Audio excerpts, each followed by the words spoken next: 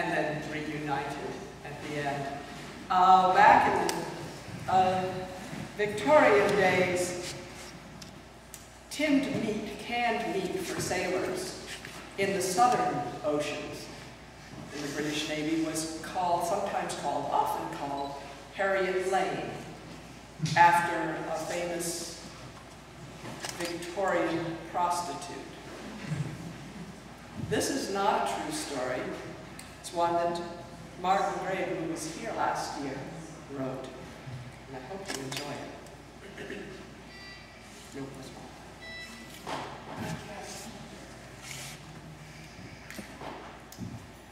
A story I will tell to you of the days of good Queen Vic. But I'll wait till supper's down and through, in case it makes you sick. But if you're ready, I'll begin to tell of Harriet Lane, who walked the streets of Suffolk, where she played the oldest game. In Bermondsey lived Jimmy Brown, who worked for Duncan and Hall, purveyors of preserved meats, in tins both large and small.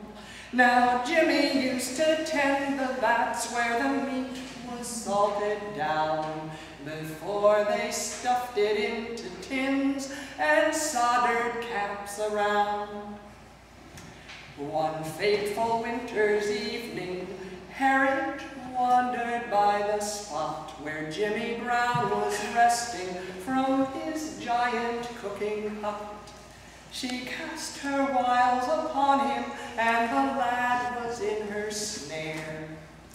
The talk soon turned to meat trade, and he didn't have a prayer.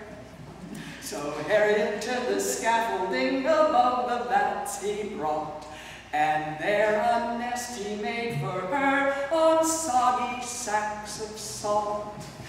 I'll catch my death on that, she cried, I want a nice warm bed. And with her rolled umbrella, she hit Jim round the head. Now Jimmy was a peaceful lad, but he wouldn't stand for that. He says, I'll make ya warm all right, and he shoves her in the vat. That night he ran away to sea, and no one did suspect until the following autumn, when the vats they did inspect.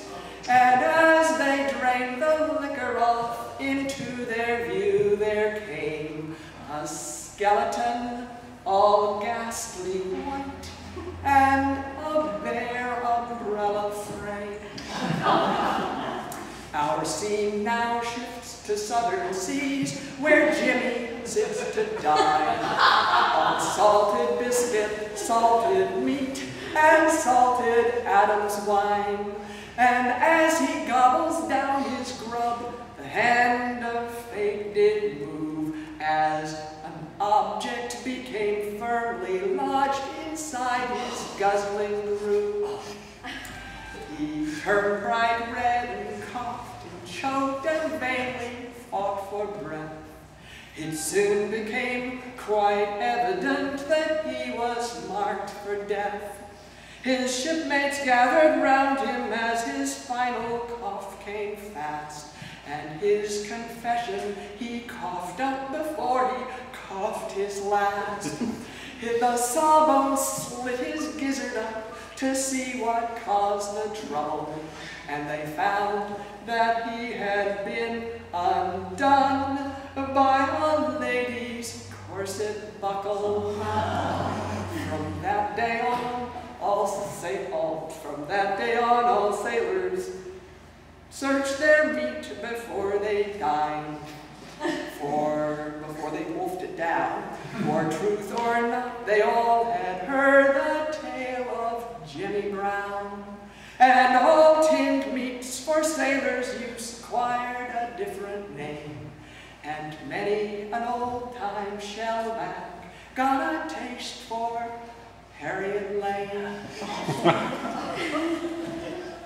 The canning trade's moved on since then. It's now done by machine, with yards and yards of stainless steel, all scrupulously clean.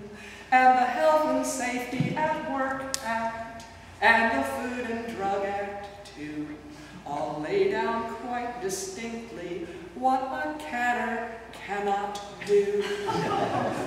But all the best precautions are sometimes done in vain. So if a button turns up in your Heinz baked beans, remember Harriet Lane.